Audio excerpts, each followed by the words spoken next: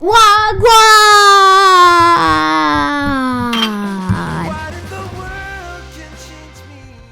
Jamaica, Jamaica. Hello everybody and welcome back to my channel, Leilani of Barbados.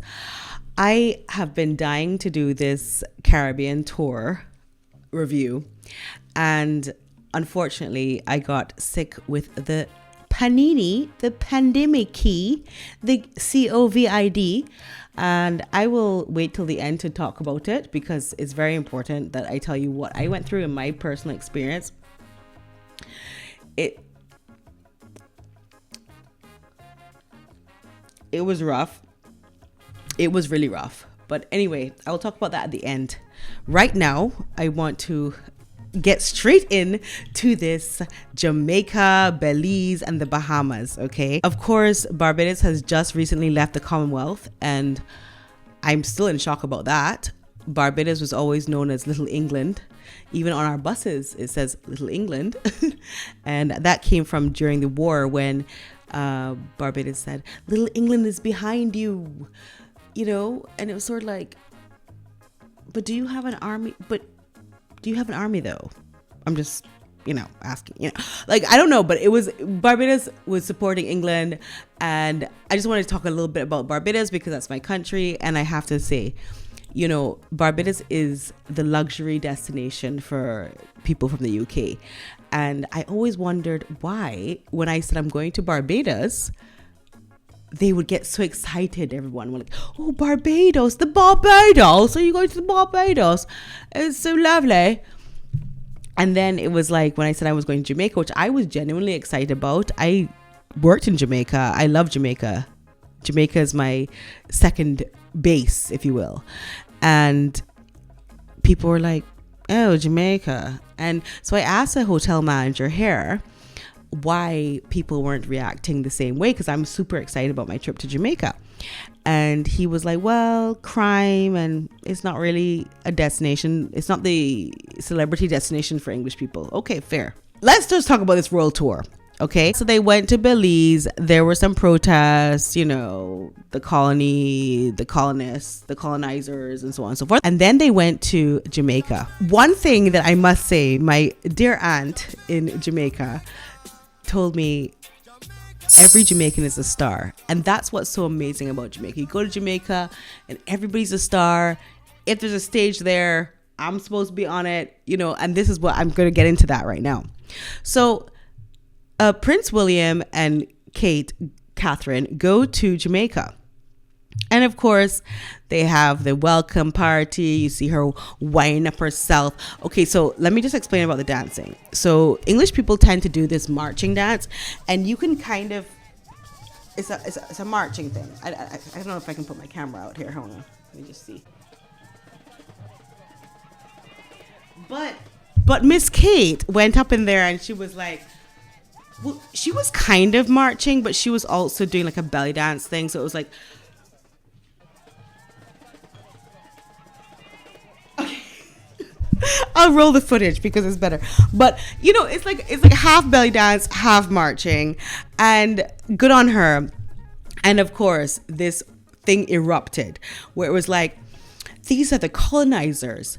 They're colonizing. They've come back. Okay, first of all, William and Catherine have had no slaves. Like, can we please stop? There was a time when Jamaica asked for reparations. Like, they wanted their 40 acres and a mule and whatever. And I think, I can't remember who the prime minister was at the time. I really have to look that up. But he said, how about reparations? Oh, you want reparations? Okay, let's do this. What about, I'm going to send back all the criminals that are in jail, prison in the UK from Jamaica who are undocumented. Let's just send those back. How about that be your reparations? But anyway, the whole point is Jamaica is a lit place, okay? Litty. I hate to use these colloquial internet expressions, but Jamaica is lit. Jamaica is very special because it has a tribe called the Maroons, and the Maroons are escaped African slaves who went and started their own colony within Jamaica, runaway slaves who then bred with the Taino people or the native people. So they are a nativized tribe, if you will. Oh, wait, hold on. My food is here. Oh, that was quick. YouTube video. Yeah. I'll enjoy it. Take that. Thank you. All right. My food's here. Okay. You know, this is the thing. You get respected for doing YouTube videos these days. Okay. Anyhow, the Right Honorable Olivia Bobbsey Grange, Minister of Information, Sports, Youth and Culture since 1997. So she's been in the game a long time. She put up a stage and she said the Maroon chief, who is Chief Curry, could come and do a speech and whatever. Well, there's a gentleman called L.A. Lewis, and he is sort of a troll. He's an internet troll, but he's also he's an influencer. He's a, you know, people listen to him. He's crazy. He's live. And he said that how dare Prince William and Catherine come to his country as they are his family, and did not say hello to him. Maroon have to do with a lot of people over there. It's a public event, right, my people? Yes. So What in the France, like what in the Marie Antoinette crown is that? Can we just talk about that crown? Like, could Lisa Hannah not have given him her Miss World crown? Could Toddlers and Tiaras not have, you know, sponsored him a crown? Like, what is that? That is like literally the smallest crown in the world. I'm being beauty queen biased. I'm sorry guys. Bye. why you want to put out the Maroon Emperor? You understand? So Babsy Grange, but lose off you. And he felt very slighted by that because he believes somehow that he's related to the royal family of England. This is what happens in Jamaica. Like, everyone's a star. If you put up a stage, somebody's going to come up there and say, I have something to say. Wait, there's a stage there? Let me go and talk my talk. So he tried to do that. And I mentioned the Right Honorable Olivia Grange because Babsy, as she's called, Bobsy as she's called, she was like, L.A. Lewis, not today, honey. We are not doing that today because he is calling himself the Emperor of the Maroons. L.A. Lewis is a kind of rogue emperor. So he says, no, I have things to say. I need to talk because there's a stage here, right? And I'm a Jamaican, so it must be for me. So she tried to remove him from the stage. She said, come, not today, please. No, the royal family is here. Please, don't do me that. She had to then get the security to remove him. So you can see that in that footage where he gets removed from the stage. Like, you can't make this up. Then we have Queen Ifrica, which is a beautiful reggae artist. Beautiful voice, very distinct voice. Lioness is on the rise, don't you ever have doubt. And she comes up and says, well, the Maroons really shouldn't be talking because they made a deal that Jamaica is still suffering from today. The colonizers were so afraid of the Maroons because they were quite vicious. They were serious about what they were doing. And so they made a deal with them to pacify them, similar to what happened with the American Indian population and the white Americans and the scalping and all that stuff. So there are a lot of parallels here. Jamaica didn't have its Toussaint Louverture, which Haiti had. But I guess Queen Ifrica thinks that like they really should have had somebody that was more strong and said, burn the whole place down. I mean, we did though. We saw in Jamaica, Marcus Garvey. I love Jamaica so much that if I talk about it, I get emotional. They have so much talent, so much pride.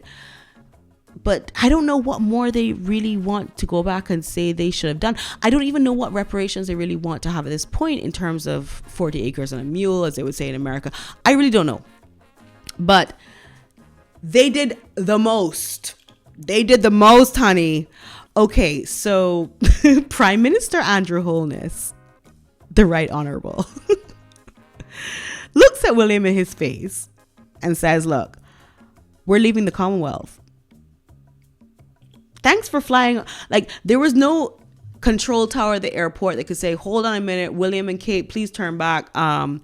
you shouldn't come because like they're not part of the Commonwealth anymore, so this should not be on your royal tour because like he's about to tell. Like why wasn't this not thought out? It was just so in your face to be like, hi, now that you're here, we're leaving the Commonwealth. How about that? Jamaica is a very free and liberal country, and the people are very expressive, and I'm certain that you would have seen the spectrum of expressions yesterday. There are issues here which are, as you would know, unresolved. But your presence gives an opportunity for those issues to be placed in context, put front and center, and to be addressed in as best as we can. But Jamaica is, as you would see, a country that is very proud of our history, very proud of what we have achieved. And we are moving on, and we intend to attain in short order our development goals and fulfill our true ambitions and destiny as an independent, developed, prosperous country. Thank you for coming. Don't let the door hit you on the way out. Like, that's what I'm saying. Jamaica's so extra. It's extra. We are moving on. But once he does that, once Prime Minister Holness does that, of course, you get all this speculation. Oh, it's not we are leaving the Commonwealth. We're taking back our power. You have people saying, oh, they shouldn't have been playing drums for them and she shouldn't have been winding up her waist and dancing. I think they're the cutest couple, honestly, William and Kate. Like, I love their chemistry. I love how he looks at her. I love this. But at the same time, our main industry in the Caribbean is tourism. Yeah. So why can't we treat them like tourists? When you go to the airport, I definitely have seen that in Montego Bay. They play drums, they say, welcome to Jamaica, welcome. And they do all of that, right? So why wouldn't they be able to enjoy that too? They're like, oh, the colonizers have come and we should not be kowtowing to them and dance, monkey dance and play these drums and like, you know, all this stuff we're doing. We shouldn't be doing it for them. But they're just tourists and they do it for other tourists. They're just as famous as any rock star from the UK, the Beatles, whoever, I don't know, Paul McCartney, Chris Blackwell, whoever. They do these things. This is what they do. Tourism is our industry and our culture. So, oh, they shouldn't have been doing that. And then they said, oh, Lisa Hanna. So Lisa Hanna is a politician in Jamaica, but she used to be a beauty queen. She was Miss World. And I met Lisa Hanna at Miss World. And she was a politician then. I mean, she was a people person then, should I say.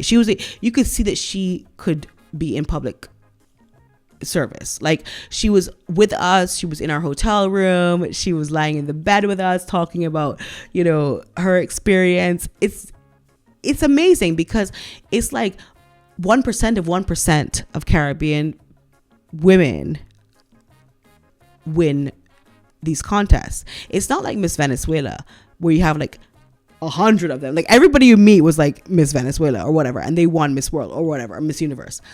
Lisa Hanna was very important. She could have come there and been like, oh, you girls don't even know what it takes, you know. But she wasn't. She was really with us. She was cracking jokes. She was talking about her family, and she was just really down to earth. So I'm not surprised that she's a politician. And guess what? She would not be in this game so long if she was just a beauty queen that decided to do something. You know, she really has dedicated, and she really is amazing. So of course they said, oh, here you see that Lisa Hanna shunned Catherine. You know, Catherine was going to talk to her, but then she shunned her. And it's like they make it equivalent to, remember that Priyanka Chopra clip? I did a video on that where she was at that tennis thing and she did some weird stuff like ignoring, you know, the prince and Catherine when they walked in or whatever, because she's best friends with Meghan Markle, and Meghan Markle was shunned, so she thought she would do her due diligence as a loyal best friend and like whatever. They're trying to say it's Lisa Hanna for me, though. I heard somebody say Lisa. Okay, can we stop saying that? Lisa Han did not shun Catherine. She was actually just breeze blowing hard in her ears. And you can see how close and how comfortable she was, Catherine, with Lisa Hannah, and they were very close, and that was just a matter of, I can't hear you because wind is blowing, but okay, cool, you know. And then of course they said that the same Babsy Grange, when she went to hold Kate's hand, Kate recoiled, like an automatic recoil, trying to say that Kate is racist. Like, it's COVID though, and that's what I'm going to talk about at the end of my video about my COVID experience, okay? Because it's not mild. Anyway, let me get into that later. But you can protect yourself as Kate did. But you know, to hold people's hands and to do these things, which Kate would normally have done in the past, it's just not the same atmosphere anymore. So you can't expect her to be like, yes, hug me up. I don't know. She don't know what the statistics are. And she's wearing these shorts here. Where was this? By the way, I bought these shorts very similar to these, but mine are in navy blue and hers are in khaki. And oh, here we go. Yeah, hers are in khaki and mine are in navy blue. Very much, it's giving me very much stewardess on a yacht vibe. It's giving me very much uniform on a yacht. But I bought them and I was like, not sure. They're kind of like not. Are they on trend? But now that she's wearing them, I'm like, yes, thank God I bought them. I can't wait to wear them with a brown leather belt, just like her. And Catherine still does that for us. She still gives us that fashion that we want to copy. And as you know, Meghan Markle, is so weird that Meghan Markle doesn't, because it's just like everything she wears, Meghan Markle's like, no. Like, anybody in this position is normally a fashion icon. Let's face it. The fashion houses come to them.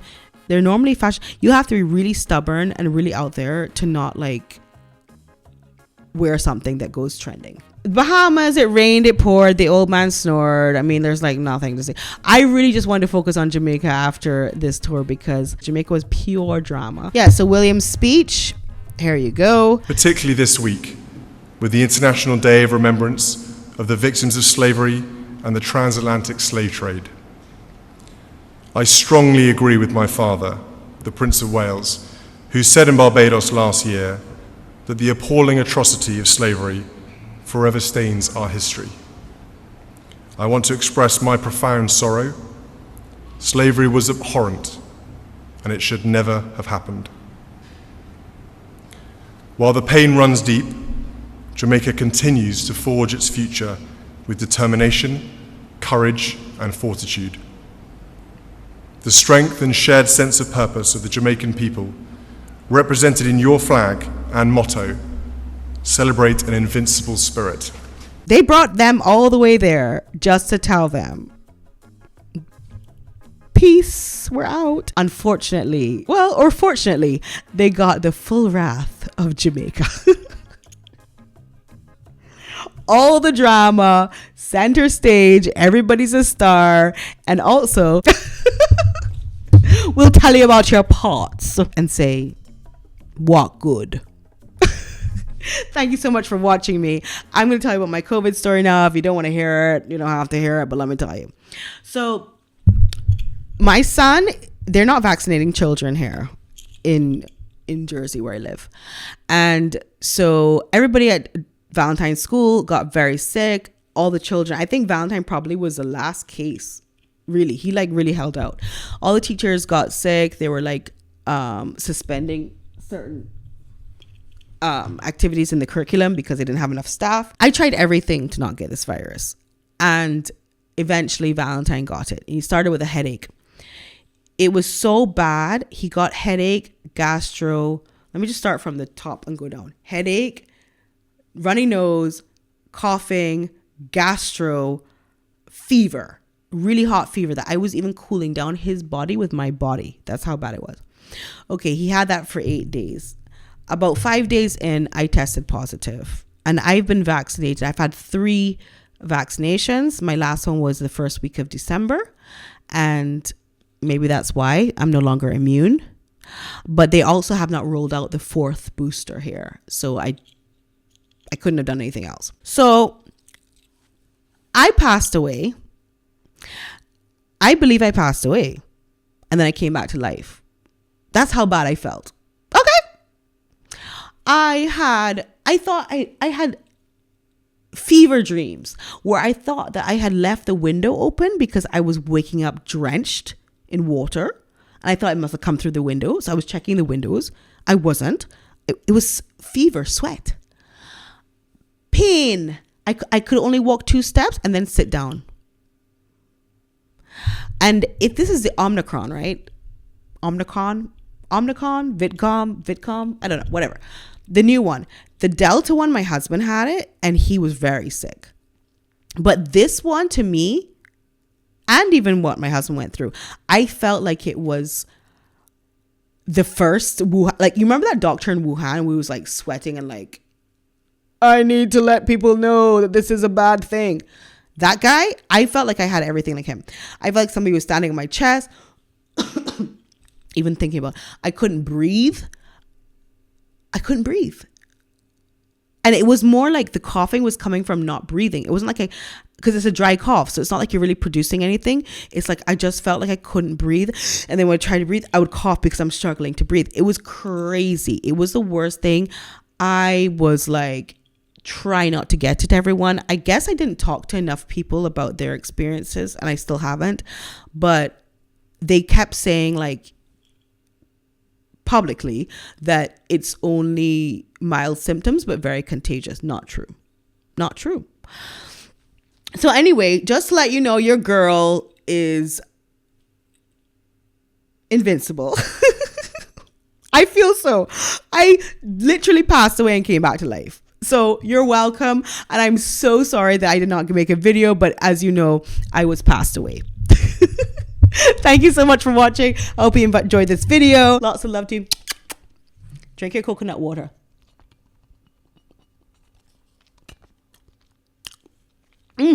Electrolytes, darling. Bye everyone. Love you. Please don't forget to subscribe. Press the bell notifications. Don't forget to subscribe. Don't